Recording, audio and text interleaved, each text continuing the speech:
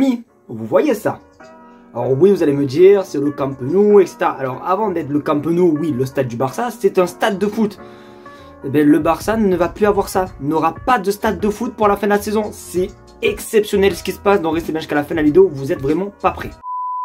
Salut à tous les amis, j'espère que vous allez bien. Alors oui, on en rigole, mais c'est pas très drôle parce que c'est quand même assez sérieux. Vous allez voir jusqu'à la fin de la vidéo, on va parler un petit peu de l'actualité du Barça parce que comme vous le savez, ça fait 3 ans que je vous partage tous les jours l'actualité du Barça et comme vous avez pu comprendre, la une aujourd'hui, ben, c'est le stade du Barça. Donc vraiment, c'est assez épique, je pensais jamais voir ça de mon vivant, et bien malheureusement, je le vois. Donc voilà, on va en parler un petit peu en détail, mais il n'y a pas que sur le stade, hein, les infos. Il y a aussi un petit peu d'infos concernant Ansu Fati, concernant ci, concernant ça. Vous allez voir, la vidéo est juste exceptionnelle. Si ce style de vidéo te plaît, n'hésite pas à le faire savoir comme d'habitude en mettant un maximum de pouces bleus, à partager la chaîne YouTube et à surtout t'abonner puisqu'on tente les 50 000 abonnés. Ça serait juste exceptionnel. Même un seul abonné dans la vidéo, je serais heureux. Donc vraiment, n'hésite pas les copains. Sur ce, j'arrête de parler. On passe l'intro et on commence par l'info numéro 1. C'est parti.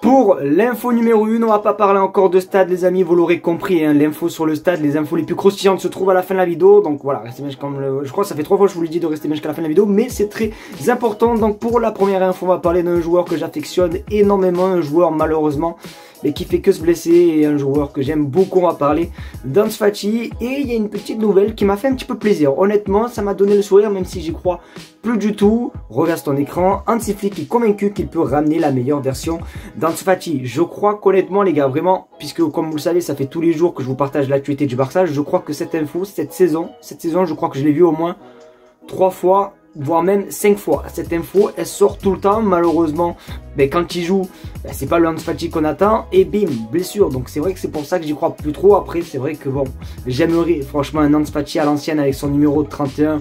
Ou pour moi, je m'en souviens, la saison, c'était laquelle saison? C'était 2020-2021, je crois.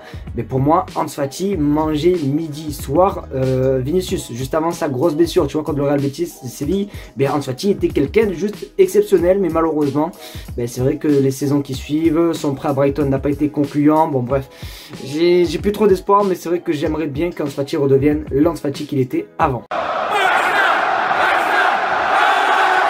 Les amis, nous allons parler un petit peu du mercato. Vous le savez, nous sommes en décembre et dans quelques semaines, ben je crois dans 2 semaines, nous sommes en janvier, ce qui veut dire le mercato hivernal. Alors c'est vrai qu'il n'y a pas tant d'infos en général du Barça, simplement avec un mercato hivernal, avec des recrues de joueurs, etc.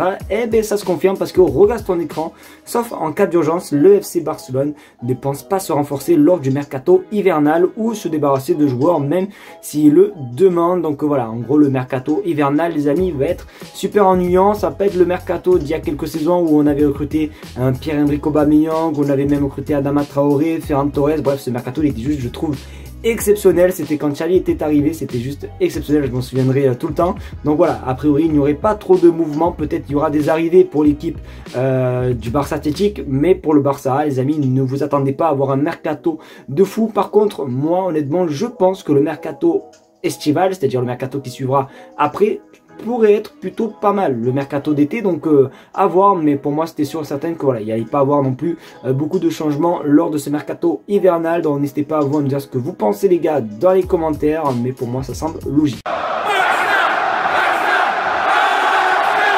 Amis, nous arrivons vraiment à la partie la plus croustillante quand on va parler de stade de foot. Alors je tiens à dire que les infos ne proviennent pas de moi, ça provient du média Marca, qui est quand même assez connu en Espagne, qui balance des infos de fou, parce que là il se peut que le Barça ne peut pas jouer à Barcelone pour les matchs de Ligue des Champions. Regarde ton écran, Barcelone cherche un stade pour disputer les 8e de finale de la Ligue des Champions, car Montjuic ne sera pas disponible en raison des engagements de la mairie en son écart, et le Spotify Camp Nou ne sera guère prêt en février. Car oui, du coup, je sais pas si vous en souvenez, mais dès le début, on entendait parler d'un retour au Camp Nou en décembre 2024, c'est-à-dire maintenant, de base, ça devait être maintenant que le Barça devait reprendre le Camp Nou, sauf que forcément, il y a eu des retards, ça a parlé un petit peu de début 2025, sauf que hier, on a appris que normalement, ça sera peut-être en septembre 2025. Donc du coup, en fait, plus le temps passe et plus ça recule, et peut-être que du coup, et puisque le stade de Montjuic appartient à la mairie de Barcelone, peut-être que eux en fait ils avaient signé un contrat jusqu'à par exemple peut-être février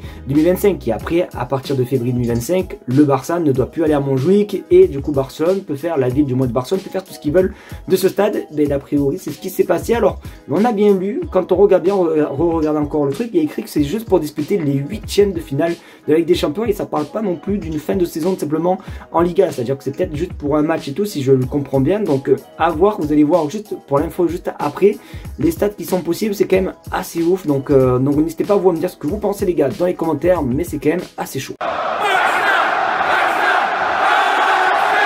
Du coup là les amis, nous avons les noms des stades qui seraient possibles que le Barça les prenne pour, je rappelle, les 8e de finale Ligue des Champions, parce que sur les deux articles à aucun moment il y a écrit pour la fin de saison, c'est juste je pense peut-être pour un match puisqu'il y a écrit que ça. C'est quand même assez ouf, vraiment des stades, il y a des stades même qui me surprennent énormément. Regarde ton écran, dernière nouvelle, le Barça cherche un stade pour jouer les 8e de finale de la Champions League car Montjuïc ne sera pas disponible en raison d'engagement du conseil municipal. Il est peu probable que le Camp Nou soit prêt en février.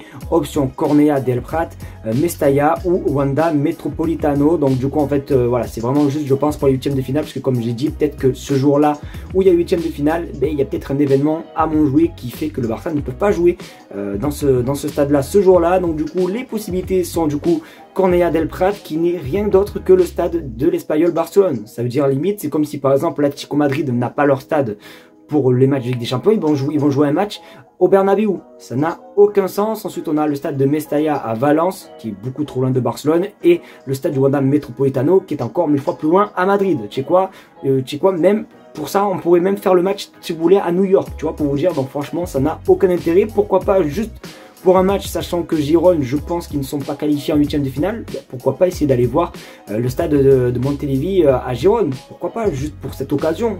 Honnêtement, on va pas s'embêter à aller à Valence ou même à Madrid qui est super loin, alors qu'à 1 heure de Barcelone, il y a Girone et tu peux le faire là-bas juste pour comment ça s'appelle, juste pour un match, tu vois, honnêtement. Donc je sais pas, honnêtement, à voir. Après ça semble un petit peu quand même assez flou cette histoire, donc hâte de voir comment ça se passe et surtout hâte de voir du coup quel stade on va prendre, mais ça semble quand même assez bizarre.